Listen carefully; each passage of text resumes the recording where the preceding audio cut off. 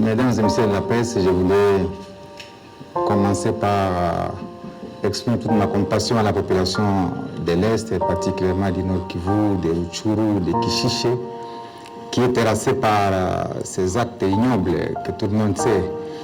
Mais pour la mémoire collective, je voudrais commencer par présenter le territoire de Rutshuru, parce que les gens se disent, mais Kishishe, c'est où? En fait, le territoire de Rutshuru, c'est l'un des 6 territoires de la province du Nord Kivu, qui a Walikale, Masisi, Nyiragongo, Rutshuru, Lubero et Beni, avec 3 villes bien évidemment, la ville de Goma, la ville de Butembo et la ville de Beni. J'ai eu d'ailleurs le privilège de diriger et le territoire de Lubero, et la ville de Butembo, et la ville de Beni, avant de diriger bien évidemment l'ensemble de la province du Nord Kivu. Et donc, cet territoire de Rutshuru, il est traversé par la route nationale numéro 2, et c'est lui qui abrite le parc national de Virunga, et c'est par lui qu'on passe lorsqu'on veut aller au nord, notamment à Butembo et à Beni. Il est situé à cheval entre l'Ouganda et le Rwanda, donc une partie du territoire de Rutshuru touche le Rwanda, une autre touche l'Ouganda. C'est ce qui fait que, effectivement, dans cette partie de la République, il peut y avoir des populations qui parlent à la fois la langue de l'Ouganda ou la langue du Rwanda, ce qui ne pose pas de problème. Alors, comme vous voulez que je replace toute l'opinion dans le contexte, je vais brièvement parler de 3 axes. L'axe de la guerre, l'axe des accords et l'axe des massacres. En fait, comme tout le monde le sait, la République démocratique du Congo est victime depuis 1994, lorsqu'elle a accueilli ces milliers de réfugiés qui venaient du Rwanda, après que certains d'entre les Rwandais aient commis les génocides. Et donc, nous avons accueilli ces gens à Goma, en 1994, d'ailleurs j'étais présentement à Goma, et c'est depuis lors que nous avons connu des successions de guerres. Parce que 2 ans après, c'était la guerre de l'AFDEL en 1996. 2 ans plus tard, en 1998, c'était la guerre d'IRCD. 6 ans plus tard, en 2004, c'était la guerre de Gilles Moutebousi et Laurent Kunda à Bukavu. 2 ans plus tard, en 2006, c'était la création du CNDP, Congrès national pour la défense du peuple. Une année plus tard, le CNDP recommence dans le Massissi en 2007. Là, je viens d'être élu gouverneur. Jusqu'au point où on est arrivé à la porte de Goma, c'était le 29 octobre 2008. Et cette guerre a fini par une négociation qui nous a conduit à Nairobi. Mais en 2009, on a repris la guerre. En 2012, le mouvement s'est transformé à M23 et nous voici en 2022. C'est ça la succession de guerres que la région a connue. Alors, cette succession de guerres a amené souvent la République dans un état de faiblesse à l'époque à pouvoir se livrer à des négociations et des accords. C'est ainsi par exemple que déjà en 99-99, il y a l'accord de Lusaka. En 2002, il y a l'accord de Sun City. En 2008, maintenant, la RDC signe les actes d'engagement avec le CNDP et tous les groupes armés. C'était le 23 janvier 2008. Et finalement, le CNDP n'était pas satisfait, reprend la guerre en juillet de la même année, jusqu'à nous amener encore à un autre accord que nous sommes allés négocier à Nairobi, lorsque vous vous rappelez, Olusegun Obasanjo était désigné par les Nations Unies, et Benjamin Mkapa, l'ancien président tanzanien, était désigné par l'Union africaine pour nous amener effectivement, encore une fois, à signer avec ces rebelles, ce qui a fait que de tous ces accords-là, ils ont abouti par l'intégration de ces anciens rebelles au sein de notre armée. Et ça, ce sont des stratégies d'affaiblissement permanent de notre armée que nous avons connues de par l'histoire. Alors, on est revenu, après ces accords de 2009, encore une fois à la guerre, comme je l'ai dit, jusqu'à la capitulation de M23 en 2013. Mais de toutes ces périodes-là que je viens d'évoquer, c'est le troisième axe, c'est l'axe des massacres. Ces gens n'ont cessé de commettre des massacres partout où ils sont passés. Vous vous rappelez les massacres de Kakobola, les massacres de Kasika, les massacres finalement de Kiwanja, c'est au Nord Kivu, avec les CNDP, c'était la nuit du 4 au 5 novembre 2008. Et ces massacres étaient pilotés par Boss Kontaganda, qui était le chef d'état-major général du CNDP à l'époque, à la tête Laurent Kunda. Il y a eu 150 civils qui ont été tués à l'époque dans la seule cité de Kiwanja. Et dans d'autres cités, il y avait des tueries ciblées qui ciblaient les communautés effectivement du territoire à Rutshuru. Alors, revenons maintenant sur les derniers massacres de Kishiché. À part tous ces massacres que je viens de citer, les mouvements, que ce soit le CNDP, que ce soit le M23, ont toujours ciblé de manière particulière les communautés qui vivent dans les territoires de Rutshuru pour créer la paix, pour créer l'errance. La preuve, c'est que tous les camps de déplacés que vous avez au Nord Kivu, c'est des camps qui sont essentiellement peuplés par une ou deux communautés seulement. Donc la stratégie, c'est de devoir éliminer une partie de la communauté de cet espace. C'est pourquoi nous avons à un moment donné communiqué sur la planification du génocide qui est en train de se faire sur les populations congolaises. Et donc Kishiché est une des localités situées à l'ouest du parc de Virunga, dans la chefferie de Bwito, parce que le territoire... Peut-être que je ne sais pas si on pourra avoir une... Oui, parce que le territoire de Rutshuru a deux chefferies. Il y a la chefferie de Bwisha et la chefferie de Bwito. Maintenant, Kishiché se trouve effectivement dans cette chefferie de Bwito, où s'est commis les massacres. Et les dernières nouvelles que nous venons d'avoir tout à l'heure, c'est qu'il y a au total près de 270 civils qui ont été tués. Alors, les discours de Kigali, les discours particulièrement de Kagame, c'est de dire non, ce sont des FDLR qu'on est en train de tuer, ce sont les groupes armés, alors qu'à Kishiché, les gens qui ont été tués étaient dans une église adventiste, la plupart. Dans une église adventiste, je ne sais pas si c'est dans une église constituée de groupes armés. Donc, cette stratégie-là d'élimination sélective d'une communauté n'est pas loin, effectivement, de ce qui s'était passé au Rwanda lorsqu'une partie de la communauté avait été tuée. C'est pourquoi nous n'avons pas peur de dire qu'au stade actuel, c'est une planification du génocide sur le sol congolais qui est en train de faire. Et que si vous voulez connaître l'âge des FDLR, il faut vous interroger sur l'âge du président Kagame. Parce qu'en 1990, il y avait deux armées en face. Il y avait le FPR, dans lequel était le président Kagame, et il y avait les Interahamwe qui faisaient partie de l'armée de Habyarimana. Donc c'est ça l'âge moyen. L'âge moyen de ces gens-là, c'est celui-là. 60, 70 ans, 80 ans. Et donc continuer à mentir l'opinion que la RDC alimente les FDL pour attaquer le Rwanda, c'est tout simplement utiliser un argument qui est consommable au niveau international pour se faire une santé internationale.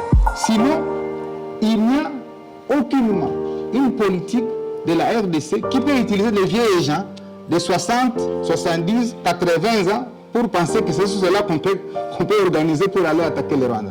Mais comme c'est une partie des génocidaires qui étaient restés au Congo et qui errent dans la forêt, si vous le voyez, c'est des vieilles gens qui vivent de la cueillette, de la chasse dans les forêts, qui ne peuvent constituer aucunement une menace. Alors, maintenant, la stratégie c'est quoi? C'est de continuer à tirer sur cette fibre-là pour survivre, comme je l'ai dit, au niveau international, alors qu'il sait lui-même pertinemment bien qu'il n'y en a plus, parce que du temps où j'ai été gouverneur, nous avons rapatrié des centaines et des centaines de combattants rwandais. Nous avons rapatrié des centaines et des centaines de réfugiés rwandais chez eux. Et les statistiques aujourd'hui démontrent qu'il ne reste plus qu'autour de 500 éléments combattants rwandais en République démocratique. 500, je vous donne les chiffres. Alors, maintenant, lui, il sait utiliser toujours des arguments et il sait s'attirer la sympathie de la communauté internationale en surface sur le génocide qui a eu lieu effectivement au Rwanda. Alors que les FDLR que nous renvoyons au Rwanda, que nous avons renvoyés du temps où j'ai été gouverneur, la stratégie de Kigali, c'est de les réinjecter encore une fois au Congo par un phénomène que j'ai appelé le recyclage. Il fait le recyclage des FDLR, c'est-à-dire, une fois qu'on les a renvoyés et on les a registrés de manière biométrique, qu'est-ce qu'il lui faisait? Il les renvoyait encore au Congo, parce que si le discours de FDLR est fini, lui aussi ne survit plus au niveau international. Et la MONUSCO et toutes les Nations Unies, à travers le HCR, savent qu'on a fait un enregistrement biométrique et des combattants rwandais et des réfugiés renvoyés à Kigali, et qu'on a retrouvé encore ces combattants rwandais sur le sol congolais, renvoyés par le gouvernement rwandais, et retrouvés parce qu'ils avaient été enregistrés de manière biométrique.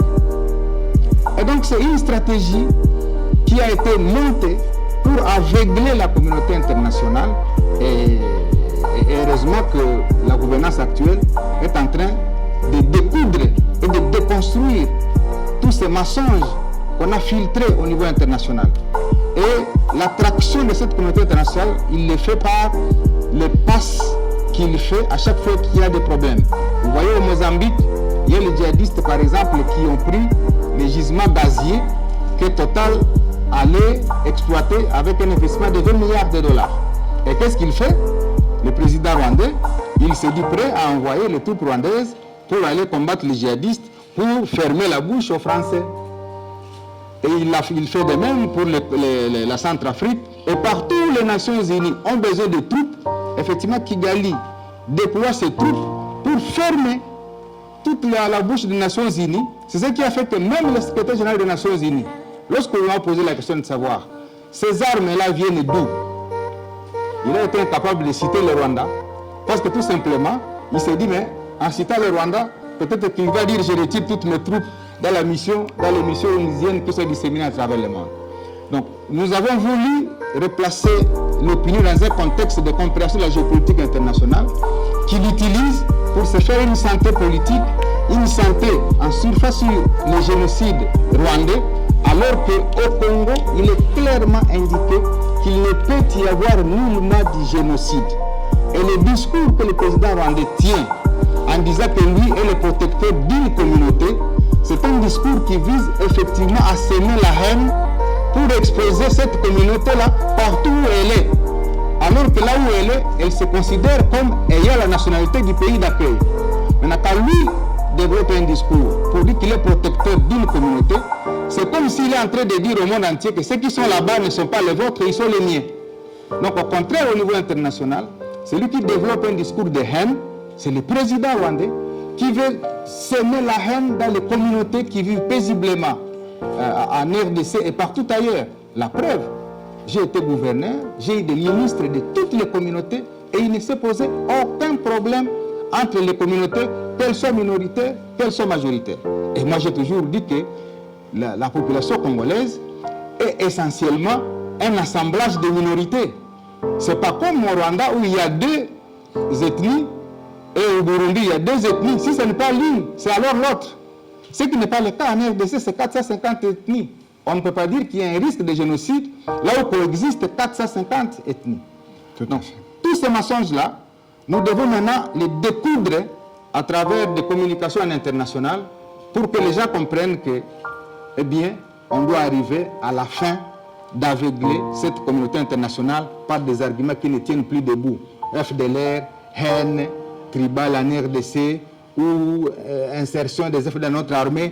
Tous ces mensonges-là, nous voudrions que vous puissiez nous aider à les déconstruire, parce que si vous faites la comparaison entre la gouvernance qui se passe au Rwanda et la gouvernance qui se passe en RDC, c'est le jour et la nuit. C'est le jour et la nuit. Là-bas, personne ne peut parler. La preuve, c'est qu'un musicien qui a seulement chanté pour une opinion qui a énervé le pouvoir de Kigali, il a été zigouillé tout de suite. Donc ça veut dire qu'on n'a pas de leçons à donner à la République démocratique du Congo par rapport à la gouvernance démocratique, par rapport aux questions de paix et de sécurité. C'est plutôt les gouvernants de la RDC qui, par des passerelles de paix qu'ils veulent construire, qui veulent que toutes les populations vivent ensemble, qui veulent que nous puissions asseoir la paix dans la région des Grands Lacs, quand d'autres veulent nous niveler vers le bas en perpétuant les violences. Donc voilà brièvement ce que j'ai fait au Congo de 1998 en 2003 pendant 5 ans en créant les RCD au motif qu'ils venaient poursuivre les FDLR. Mais je l'ai dit, je crois les deux autres ici, en lieu et place de poursuivre les FDLR, il est sorti de la RDC comme premier producteur du coltan et des cassitérites. Est-ce que c'est les coltans et les cassitérites qui construisent les FDLR au Congo? Voilà la question. Deuxième chose, le 25 janvier 2009, l'armée rwandaise est entrée au Congo. Pendant un mois, jusqu'au 25 février, d'ailleurs ça coûtait la vie d'ailleurs à l'ancien président de l'Assemblée nationale qui a dit qu'il n'était pas informé de l'entrée de l'armée rwandaise par l'opération Umoja Wetu. J'étais là. Ils sont entrés jusque dans les fins fonds. Maintenant, quand vous voyez l'armée rwandaise aujourd'hui aller vers Kishishe, c'est parce qu'on poursuit la mine de Somikivu qui détient le pyrochlore. Le pyrochlore, c'est les minéraux qui entrent dans la fabrication de fusées. Et c'est recherché à travers le monde. C'est la mine de Somikivu qu'on est en train de suivre effectivement là-bas. Et aller vers Massissi pour contrôler la mine de coltan parce que nous détenons 60% des réserves mondiales du coltan dans les Massissi. C'est particulièrement le pyrochlore et le coltan dans les Massissi qui fait l'enjeu de la guerre. Et au niveau international, on connaît tout ça et c'est pourquoi il a le soutien parce que les réseaux mafieux qui exploitent illégalement les minéraux sont derrière ces entreprises-là. La preuve, c'est que vous avez appris qu'à Kigali, on a ouvert des fonderies d'or. Mais quand les séries ont commencé à revenir en RDC, les fonderies d'or de Kigali ont fermé parce qu'elles n'étaient plus alimentées par... Et les fondateurs sanctionnés. Voilà. Donc c'est des questions comme ça qu'en international, nous devons aider à faire porter dans les bouches de tous les milliers qui doivent écouter les autorités congolaises pour qu'on comprenne qu'il n'y a rien de guerre là-bas parce qu'il y a FDLR, parce qu'il y a haine, il y a guerre, parce qu'il y a coltan, parce qu'il y a or, parce qu'il y a cassitérite, parce qu'il y a wolframite, parce qu'il y a tous ces éléments que Kigali veut avoir, parce qu'il veut avoir 3 types de contrôle sur l'Est, contrôle politique, contrôle militaire, contrôle économique. Dès qu'il n'est pas rassuré d'avoir les 3 types de contrôle, il n'est pas à l'aise à Kigali. Et donc, les autorités congolaises doivent ouvrir l'œil et les bons. Et c'est pourquoi on m'a invité pour que je resitue à l'opinion toutes ces informations-là à l'intention de la mémoire collective. Voilà, on va passer à Rutshuru, c'est un drame, c'est un crime de guerre, c'est un crime contre l'humanité, parce qu'il y a même des camps de déplacés qui ont été littéralement détruits par des miliciens, disons, de la coalition RDF et M23. Or, détruire un camp de déplacés est un crime de guerre, et en même temps un crime contre l'humanité, parce que cette humanité-là est violée. Ce qui se passe n'est pas loin d'une planification d'un génocide au Congo, parce que des ethnies sont visées, les personnes sont tuées à cause de leur appartenance ethnique. Et ça devrait faire l'objet des enquêtes au niveau international. 3, il faudra qu'on retienne que ce qui se passe à l'Est, c'est une guerre économique, parce que c'est le coltan qui est visé, c'est la cassitérite qui est visée, c'est l'or qui est visé, c'est le pyrochlore de la mine de Somikivu qui est visé, ce qui justifie la progression de l'armée rwandaise vers Kishishe, parce que c'est pour aller contrôler cette mine de la Somikivu pour extraire le pyrochlore. Il faut que toute l'opinion le sache qu'il n'y a pas de problème de haine ethnique en RDC, il n'y a pas de discours contre une communauté en RDC, c'est des ingrédients utilisés par le régime de Kigali pour survivre en international. Et donc l'ambition du gouvernement, c'est de couper cette liane sur laquelle le président Kagame s'est toujours accroché pour avoir un discours international, pour que finalement FDLR et tous les autres disparaissent, parce que le chef de l'État tient que nous puissions vivre en paix dans la région des Grands Lacs.